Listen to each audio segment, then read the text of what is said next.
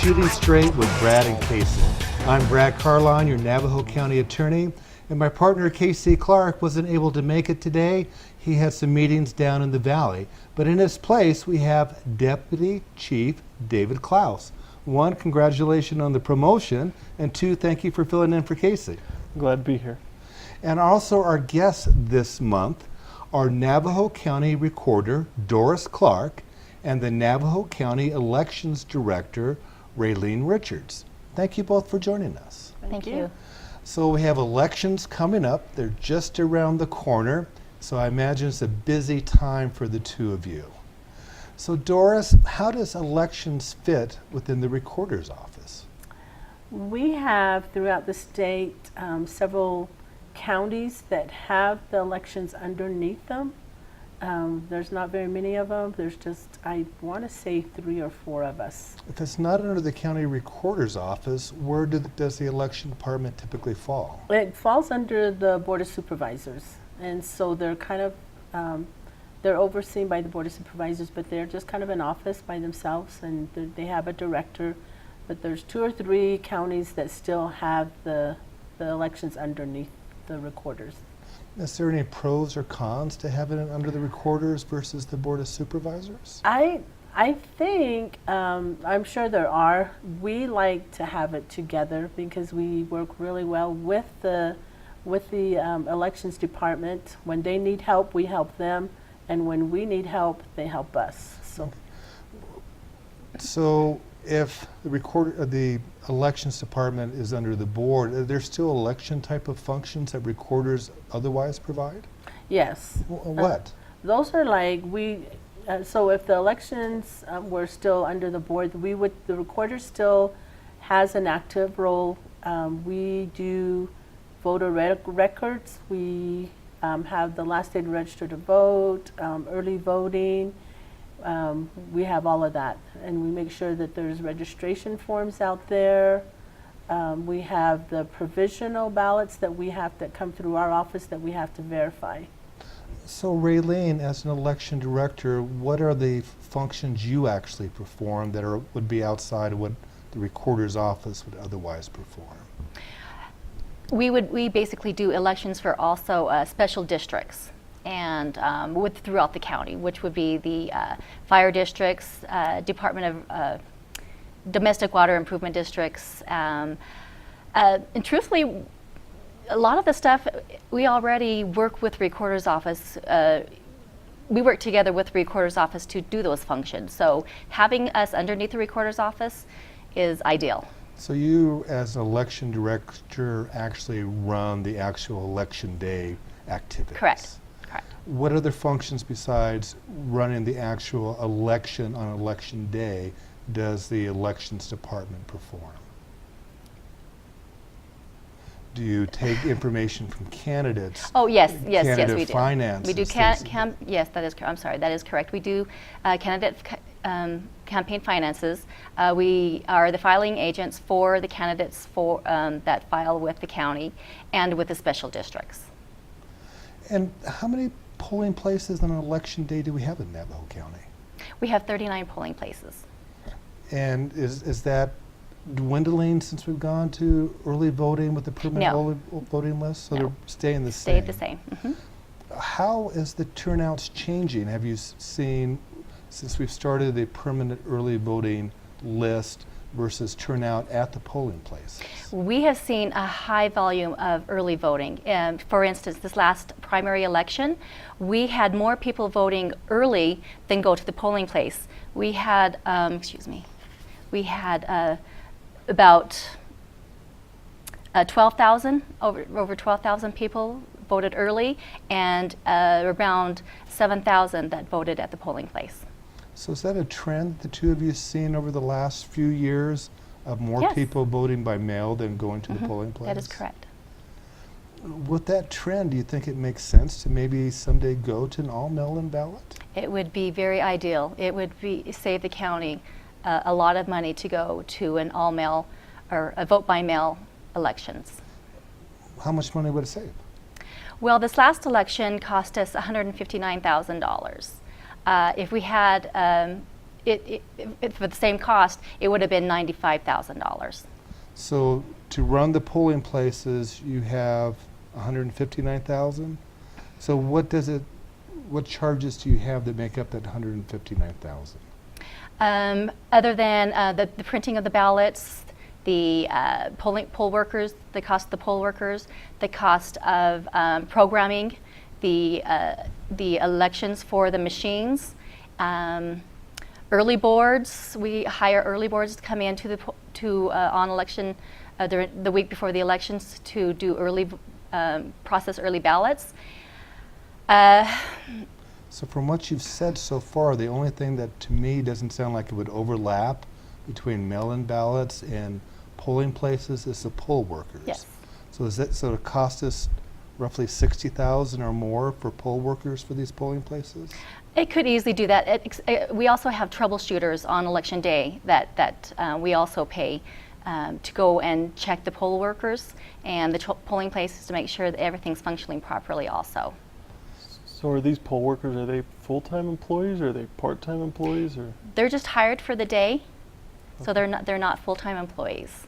But is there a lot of training that goes in? Yes, prior we do to that? train them to do their specific jobs. So what kind of training did they get? They get training for, because we have different functions. There's, we have what's called judges, and for ID judges, we have ID judges? ID judges, yeah. When people come into the polling place, they have to show identification in order to vote. They have to show identification. So we verify the ID that they show us against what we have on our e-poll books. And then once those pass, we have them what's called ballot judges, and the ballot judges issue the ballots to the voters when they come in. And then we also have inspectors and marshals. That the inspectors are the bosses of the polling places. They make sure everything's functioning properly. Also, the marshals are like the second hand to the inspectors. They also make sure that everything's functioning properly. They may go outside and make sure there's no campaigning outside within the 75-foot limit. And then we have provisional clerks. Those are just, situation clerks that if their ID doesn't match, if a voter comes in, their ID doesn't match, they would go to the provisional clerk, or if we don't have them on our tablet, they'd go to the provisional clerk. And what do the troubleshooters do? The troubleshooters, they go between a few of the polling places, and they also make sure that everything's been posted, that we've told the poll workers to post. Everything's been posted, making sure that there's no campaigning going on within the 75-foot limit, and making sure everybody knows their jobs and make sure that everybody showed up to work. So that's usually what a troubleshooter does, and make sure that the machines are functioning properly. How do you get poll workers? We try to advertise. Usually it's a word of mouth. We also go to chapter houses and try and recruit from there. A lot of begging. Do poll workers get paid? Yes, they get paid $85 for the day, $30 for training. Inspectors and the interpreters get paid $95 and $35 for training. If somebody is interested in becoming a poll worker, who would they contact? They would contact our office. They would call the number that we have. It's 928-524-4062, and we can help them. You talked about voters, if they show up at the polling place, need to show ID. Mm-hmm. What is acceptable identification? There's 3 different lists. The first list is they only need one form of identification. That one form needs to have 3 things: their photo, their name, and their address. So would a driver's license work for that? Absolutely. And Absolutely. a state ID? State ID works just fine also. Are there other examples? A student ID, would that work? Well, the student ID has to have, again, the photo, the name, and their address that matches what we have on our tablets. The natives also have some identification that works also.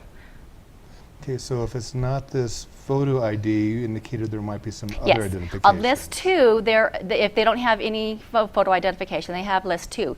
On that list 2, they need to bring in 2 forms of identification, and it just needs to have their name and address on it. And usually, typically that's a bill of some sort, like a phone bill, utility bill, a bank statement, their vehicle registration. And they could just need to bring in two of those forms. And if they don't have that, we have also what's called list 3. List 3 is basically a passport and a military identification. If passport and military identification don't have a physical address on them, so they just need to bring in something from list 2, which is a bill of some sort that matches what we have with their address. So you talked about the list or voter list. How does one become a registered voter in Navajo County? They can register to vote on servicearizona.com, or they can call our office and we can send them a voter registration form, or we have voter registration forms out at chapter houses, village, I believe they're called village. Are you talking about the Hopi Villages? Yes. And we have some at post offices and at the libraries. So Doris, does your office do voter registration pushes throughout the year? We do. We try to go where the voters are. So if if they're shopping, we try to catch them perhaps like at bashes where they may be, any of the swap meets that they may have on the reservation. We definitely try to go to the fairs. You'll find us at the Navajo County Fair, the White River Apache Fair. We try to go where people are, and then like Rayleen said, we have our forms. We've got them distributed throughout the county. About how many people in Navajo County are registered to vote? We have approximately 62. We have approximately 62,000 active voters and about 11,000 inactive. So around a little over 73,000 voters countywide. What's the difference between an active and an inactive voter? That's a good question. Inactive voters is when we're required by law every 2 years before an election's coming up, we send out a mass mailing throughout the whole county, all the registered voters.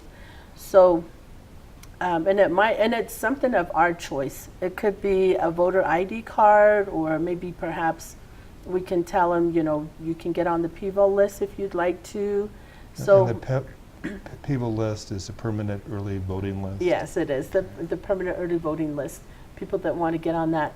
But so we send them this mailing, and when we get a lot of them returned, that were undeliverable.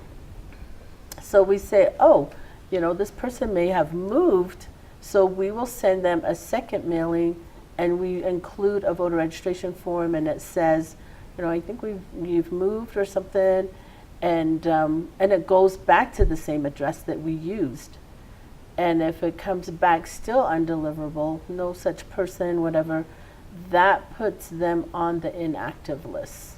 Is there some point in time that people have been on the inactive list that their voter registration then disappears totally?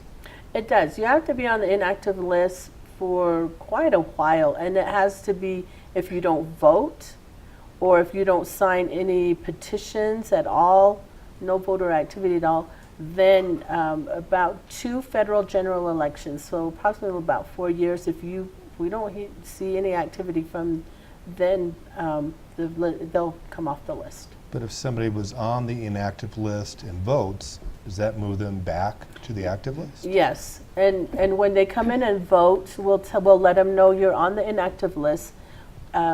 So we try to get them to re-register to vote. And so what happens is that they change their mailing address, and they don't think to call our office and say, maybe they're still in the same place. Maybe they just changed their P.O. box number, or they just didn't think to tell us. So Rayleen, somebody like on the inactive list goes in to vote on election day. Mm-hmm. How do your poll workers deal with them?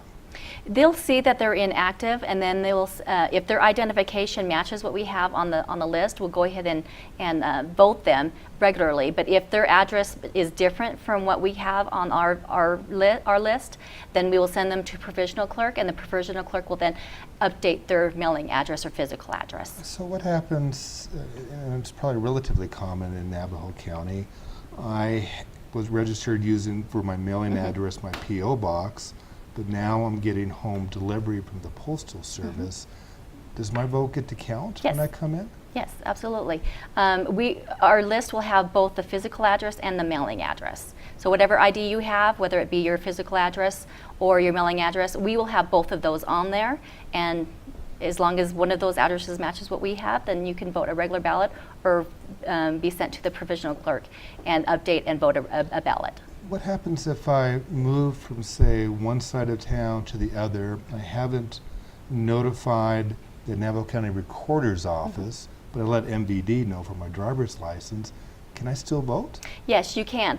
If that happens, you'll again go to the provisional clerk. The provisional clerk will call us. What's a provisional clerk, and where do I find him? They'll be in the same polling place, and the ID clerk will tell them go over to that station, and it's usually somebody that we've hired for the day to. They're basically called the situation clerk. If something doesn't match, they're called the situation clerk for a reason to fix the situation. All right, so I moved, you're letting me vote a situation or provisional ballot. What happens? How do I know it gets counted? Okay, so they're going to call us, and we'll find the correct address in our system, and we'll tell the provisional clerk, give them this ballot style so that their vote will count. What do you mean ballot style? Because if you are in one precinct or precinct part, we want you to be able to vote for the correct. Let's say you moved into the city of Show Low, let's say, but previously you weren't in the city of Show Low. So we want you to be able to vote on that city of Show Low question or candidates. So in order for that to happen, they need to call us. We'll tell them, okay, give them this ballot style, which is a precinct part. And that's our numbers. Voters don't know what those mean, but that's our numbers. So we'll tell the voter, the provisional clerk, give them this ballot style with the correct stuff on the ballot so that voter has the opportunity to vote in the right precinct. So will you make me re-register then and there too to update everything? Or Yes. do I have to do that another Yes. time? No, you'll be able to do that. There'll be a form that you'll fill out, and that form will help us to update your information. So it kind of sounds like where you live physically has a lot to do with Correct. where you should be voting because of the races or the like courts. Like we had some highly Right. very close justice of the peace elections this last for the primary election. Right. And if you're living outside that or that court's jurisdiction, then you don't vote for that. And Correct. is that what? Yes. The boundaries, again, depending on where you live, determines what you vote for. Yeah. For the general election this coming November, what is the last day to register to vote so you can vote in that election? That would be October 9th. It would have been, the 29th day would have been October 8th, but because that's a Columbus Day holiday, so the state has pretty much moved it to the next day, which is October 9th. It's on a Tuesday. When do the early ballots go out for the general election? The first day to vote early, and that's when the ballots will go out, is October 10th. Oh, the day after the last day to Yes, register. yes. And if somebody wants to get on this permanent early ballot mailing list so that the ballots come to their home, how do they go about doing that? They can give us a call, and we can let them know we've got some forms, and they can go onto our website also at the county, the Navajo County Recorder website, there's a section that they click on I believe it says voter information, and then on those, there's forms. There's a request form there for to be placed on the permanent early voting list, and what that is anytime that there's an election that they're eligible to vote in, we will automatically send their ballot in the mail. They don't have to call and ask or remind us. We'll just automatically send the ballot. How do they get their ballot back? Once they pick it up, then they can vote it at home, and they can either mail it in. There's a self-addressed stamp envelope included. They sign the affidavit. There's a place for the voter's signature. They can mail it back, or they can drop it off at one of our drop-off boxes. We have ballot boxes located in the county. We've got one at Pine Top at the city office, Pine Top Lakeside. We've got one there in Sholo. That is located at the health department building. On 9th Place. On 9th Place. And then we've got one out at Heber at the Mogollon Navajo County Complex right there in the parking lot. We've also got one in Snowflake right there by the Justice of the Peace office, and then we've got one in Holbrook, which is at the Justice of the Peace office, and then in Winslow at the Justice of the Peace office. When is the last day for them to get, let's say they put their early ballot in the mail, what's the last day for them to either get it in the mail or for you to receive it, and is it the same? No, it's not the same. They need to, if they're mailing it back, we encourage them to mail it at least 7-8 days before, just to make sure that we get it. When do you have to get it by? We have to have it election night, 7 o'clock. And when I say 7 o'clock, they can drop it at any of those ballot box locations. If they get it in there by 7 o'clock, it will be picked up to count. They can bring it to the county office, the county recorder's office. Somebody will be there to take the ballot. And then they can, they can also mail it, but that needs to, we need to have it. And, polling place, that was the other one. They can drop it off at any polling place throughout the county in Navajo County, don't go to Apache County to drop it off because we won't get it. So it's got to be. But it doesn't have to be your assigned polling place? No. Say you live in Snowflake but work in Sholo, you can drop it off in Sholo? Just anywhere in Navajo County, if you come across a polling place and you realize you still have your ballot, you can go to the nearest polling place and drop it off at 7 o'clock.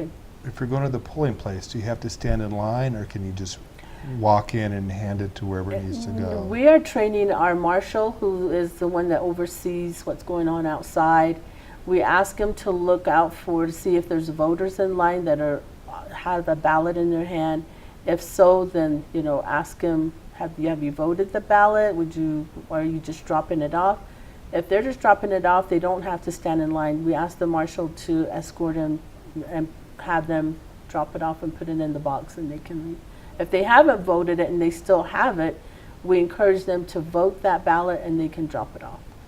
Like myself, I'm not on the permanent early voter list, but if I need to vote early because I'm going to be gone on election day, are there options for me to vote early? Oh, sure. Yeah, every election we allow early voting periods, so it's always 28 days before? 27 days. 27 days before the election, the voters can call. You can call our office and say, I'm so-and-so and I would like a ballot sent to me at this address, and we will send it to you. You talked about for like registration, going out to where the people are. Do you do the same type of thing for early voting too? We do. We have done it for years because we were required to by a consent decree with the county. Was under a consent decree, so we were required for years to do it on the Native American reservations. And in Navajo County we have 3. We have the White Mountain Apache Reservation, the Hopi, and the Navajo. So and that just kind of So, but this year, we've got one location. One day we're going to be in Heber, and that is going to be Tuesday, October 16th. We'll be at the Magayon Navajo County Complex from 10 o'clock to 3 o'clock. So anybody, and there's no lunch break, we'll be there throughout the whole period. So if somebody wants to vote early, they can come and do that. We will have 2 county staff there to help them. And then we also have Sholo, and this one's going to be for a week. We're going to be at the City Hall Conference Room, and that address is 180 North 9th Street, and that will be beginning Monday, May 15th, and going, oh, I'm sorry, not May 15th, Monday, October 15th, and going to October 19th. So it'll be Monday through Friday, and the hours will be from 10 to 3 each day. Okay, and I assume you're going to be advertising this besides on Shooting Straight Yes. within the communities. Yes. We'll have it in the White Mountain Independent and the local radio stations. Well, the time has flown by and we're done, so I want to thank you, Doris, and thank you, Rayleen, for Thank joining you. us. Thank you. And if people have any questions about voting in the election, what number should they call? They should call for voting 928-524-4192, and if it's for elections, they should call 928-524-4062. Well, thank you for joining us for this month's Shooting Straight with Brad and Casey. Please stay tuned for this month's Most Wanted. The Navajo County Sheriff's Office is currently seeking the location of Jamie Renee Wingfield. Jamie is wanted on a Navajo County warrant for possession of dangerous drugs and is also wanted for questioning for recent burglaries in the Snowflake area. Jamie has been evading contact from law enforcement for the past several months and has not been able to be located in the Snowflake area. Jamie should be considered dangerous and a fugitive from law enforcement. If anybody has any information about the location of Jamie Wingfield, we encourage you to contact the Navajo County Sheriff's Office at 928-524-4050 or we tip at 1-800-78-CRIME. A reward may be offered.